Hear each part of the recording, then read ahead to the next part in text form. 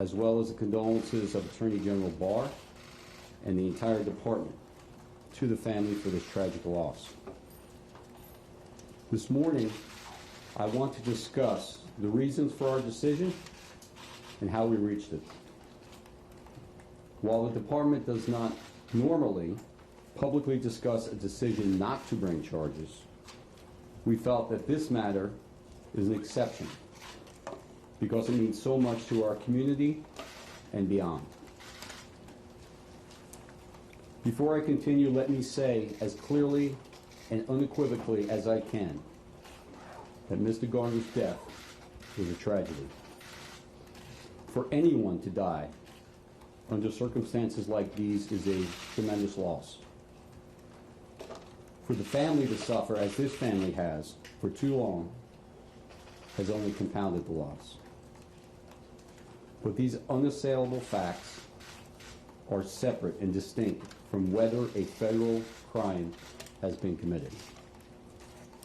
And the evidence here does not support charging police officer Daniel Pantaleo or any other officer with a federal criminal civil rights violation. Admittedly, many may disagree with this decision, and that is their right. However, we hope that by announcing and explaining our decision today, we can bring some measure of closure to one of this city's more upsetting incidents involving the police and a member of our community. To fully understand how we made this decision, I want to briefly discuss the applicable law. In order for a federal criminal civil rights charge to be brought, the government must prove beyond a reasonable doubt 4 elements. First, that the officer acted under color of law. Second, that the officer used objectively unreasonable force under the circumstances. Third, that the officer violated the law willfully. And fourth, that the wrongful conduct caused bodily injury to the victim. In simpler terms, this means that the government must prove beyond a reasonable doubt that an officer willfully used more force than he reasonably could have believed was necessary under the circumstances. During the department's investigation, we focused primarily on 2 of these elements. First, whether the force used was objectively unreasonable under the circumstances, and second, whether the officer acted willfully in violation of the law. The reasonableness of a particular use of force must be judged from the perspective of a reasonable officer on the scene, rather than with 20/20 vision of hindsight. And the law recognizes that police are often forced to make split-second judgments in circumstances that are tense, uncertain, and rapidly evolving. However, even if the government can prove beyond a reasonable doubt that the force used was objectively unreasonable, the government must also prove beyond a reasonable doubt that the officer acted willfully. This is the highest standard of intent imposed by law, and it is different and higher than the intent standard under the relevant state statutes. While willfulness may be inferred from blatantly wrongful conduct, such as a gratuitous kick to the head, an officer's mistake, fear, misperception, or even poor judgment does not constitute willful conduct under federal criminal civil rights law. What all of this means is that even if we could prove that Officer Pantaleo's hold of Mr. Garner constituted unreasonable force, we would still have to prove beyond a reasonable doubt that Officer Pantaleo acted willfully in violation of law. Eric Garner's arrest was largely captured on video, and the video has been replayed in the media on countless occasions. Like many of you, I have watched that video many times. And each time I've watched it, I am left with the same reaction. That the death of Eric Garner is a tragedy. And I know that every one of my colleagues who reviewed the video share the same sentiment. The job of a federal prosecutor, however, is not to let our emotions dictate our decisions.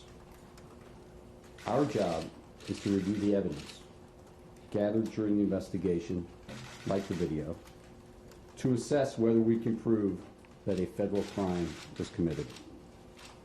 When viewed in its entirety, the video documents a tense and escalating encounter between Mr. Garner and the officers, and shows that the officers had to make split-second decisions under stressful circumstances. The video shows that the officers' initial actions were in accordance with established police tactics and procedures, but that the situation deteriorated as it progressed. At the end of the day, however, the video and the other evidence gathered in the investigation does not establish beyond a reasonable doubt that Officer Pantaleo acted willfully in violation of federal law. Now let me address the video and some of the other evidence.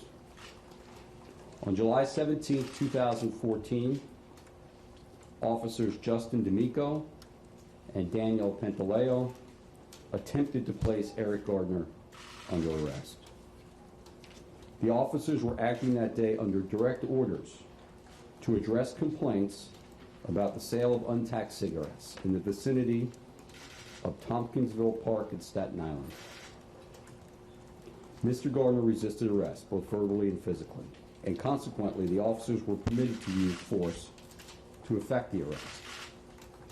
That force, of course, had to be reasonable.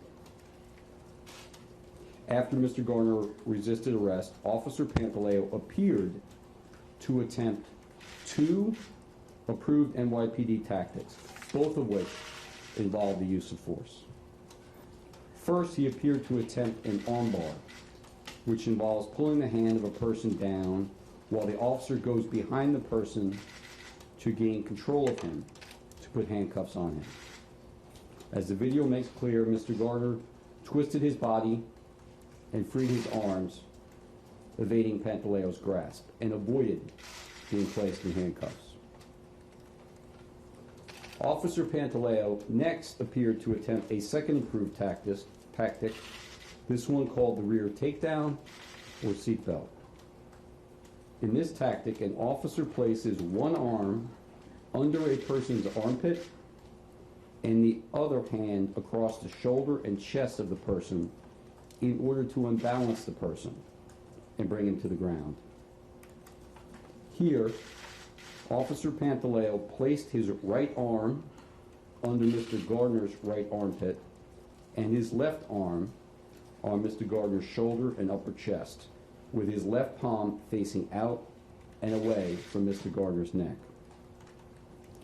At this point, there is nothing in the video to suggest that Officer Pantaleo intended or attempted to place Mr. Garner in a chokehold. I would also note that there was a significant difference in size and weight between Mr. Garner, who stood 6'2" and weighed close to 400 pounds, and Officer Pantaleo, who was considerably smaller. And it is clear that this disparity in size and weight contributed to Officer Pantaleo being unable to bring Mr. Garner under arrest quickly and without further incident. Officer Pantaleo then attempted to complete the rear takedown to put Mr. Garner off balance. This is where the situation rapidly deteriorated. As Mr. Garner and Officer Pantaleo struggled, Officer Pantaleo held on to Mr. Garner, and both men fell backward. In the process, Officer Pantaleo's body slammed against a store window, causing the window to buckle. It appears that in response to that collision and to maintain a hold on Mr. Garner, Officer Pantaleo wrapped his left arm around Mr. Garner's neck, resulting in what was, in effect, a chokehold. Officer Pantaleo maintained that hold on Mr. Garner for a total of approximately 7 seconds. During the first few seconds of that hold, the two men were falling to the sidewalk. As has been widely reported, Mr. Garner stated, "I can't breathe." But I would point out that he made this statement only after he fell to the sidewalk and after Officer Pantaleo released his grip from Mr. Garner's neck. Significantly, Officer Pantaleo was not engaged in a chokehold on Mr. Garner when he said he could not breathe. And neither Officer Pantaleo nor any other officer applied a chokehold to Mr. Garner after he first said he could not breathe. I want to repeat that last statement because it's very important to the understanding and analysis of this case. Officer Pantaleo was not engaged in a chokehold on Mr. Garner when he said he could not breathe. And neither Officer Pantaleo nor any other officer applied a chokehold to Mr. Garner after he first said he could not breathe. It is also important to understand that there is a disagreement among medical experts regarding the cause of Mr. Garner's death. While the medical examiner who conducted Mr. Garner's autopsy ruled it a homicide, meaning that the death resulted, rightly or wrongly, from the actions of another medical examiner who reviewed the autopsy report could not conclusively determine whether the chokehold itself caused Mr. Garner's death. At least 2 different medical experts have explained that the sudden cardiac arrest suffered by Mr. Garner could have resulted from a number of causes in addition to the chokehold, including being restrained in a prone position, damage to his neck area that was not attributable to the chokehold, and Mr. Garner's serious underlying medical conditions. This is significant because it casts doubt upon whether the chokehold itself directly caused Mr. Garner's death. When we evaluated Officer Pantaleo's actions in light of his training and experience, Mr. Garner's size, weight, and actions to resist arrest, and the duration and escalating nature of the interaction, we determined that there was insufficient evidence to prove beyond a reasonable doubt that Pantaleo acted in willful violation of federal law. As a result, we conclude that there is insufficient evidence to bring a federal criminal charge against Officer Pantaleo for his role in the untimely death of Mr. Garner. Before I conclude, I also would like to address the timing of today's announcement. As I mentioned earlier, this investigation was extremely thorough and time-consuming. And the recent administrative hearing conducted by the NYPD provided, at least potentially, one last opportunity to develop evidence that might have put us in a position to bring charges. But regardless, today's announcement is long overdue. We, the department, owed it to Mr. Garner's family and the community to complete the investigation and announce our decision earlier. I should emphasize that this was a very difficult decision, and it was one that was contemplated and considered at the very highest levels of the Department of Justice for several years. For the family, for the community, and for the cause of justice, please know that experienced, highly trained federal agents and career prosecutors worked hard to investigate and examine the facts to determine if a federal criminal case could be brought here.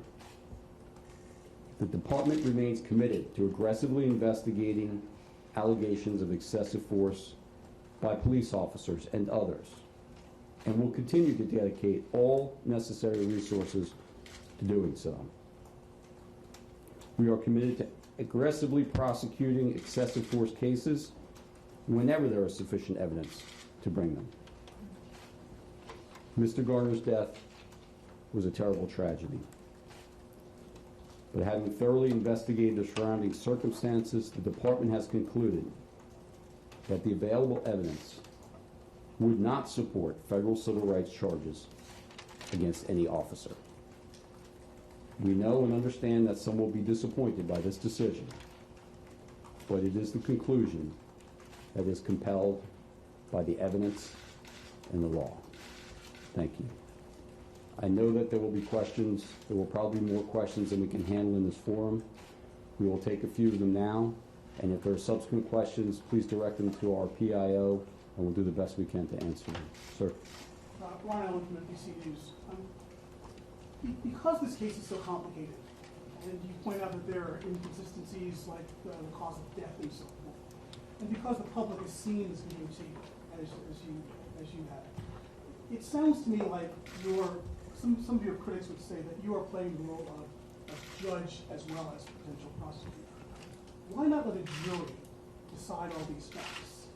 And don't you think that your decision would perhaps have more widespread support and less criticism, if you will, if a jury decided? Why not let a jury decide? We would certainly understand that view, but as federal prosecutors, there are two things that we have to be satisfied with before we present a case to the grand jury. That is set forth in the Justice Manual, which guides the procedures and policies of the department and has long done so.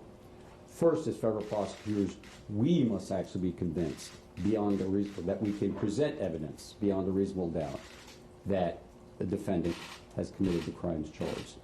Second, we must be convinced that there is sufficient admissible evidence at trial, both to gain a conviction and to sustain it on appeal.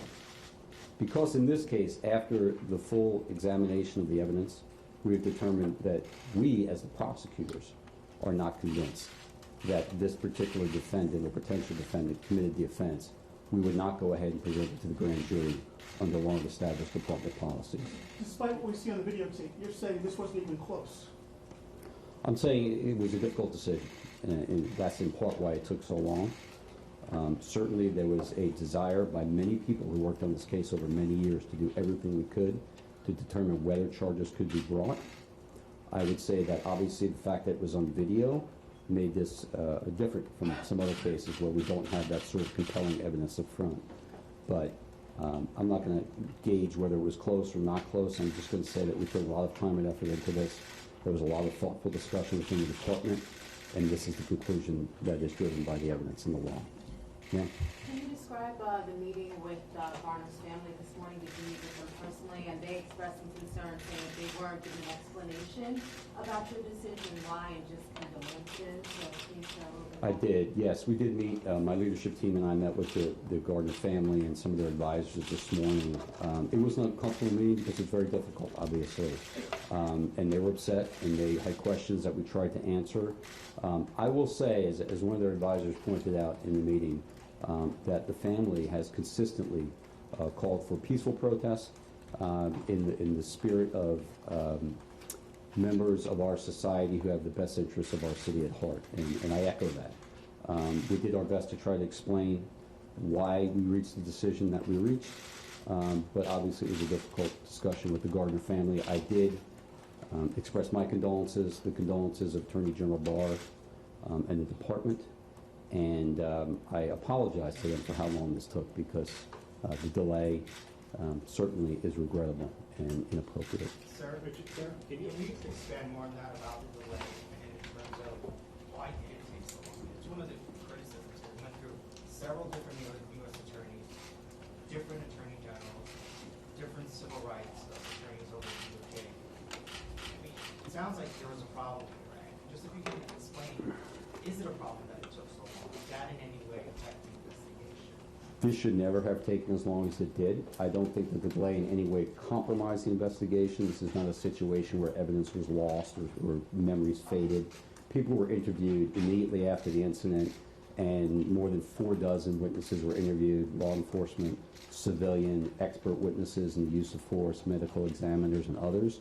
So I don't think that we lost evidence by the delay, but the delay was entirely inappropriate and unacceptable. And as you said, we've had a number of changes, U.S. attorneys. I think there have been probably 5 AGs who've considered this case. Certainly that was part of it, but I do think it was a delay due in part to the fact that people wanted to be absolutely certain that we had looked at every factor and every aspect of this case before a decision was made to decline. Can you speak to the split between this office and the Civil Rights Division of the Justice Department that seemed to simmer for 3 years? I'm certainly not going to comment on the internal deliberations of the department. I will say that we have over 100,000 employees and everyone has their role. There was a tremendous amount of discussion within the department over years, in part because of change in administration, tremendous amount of briefing, a tremendous amount of discussion.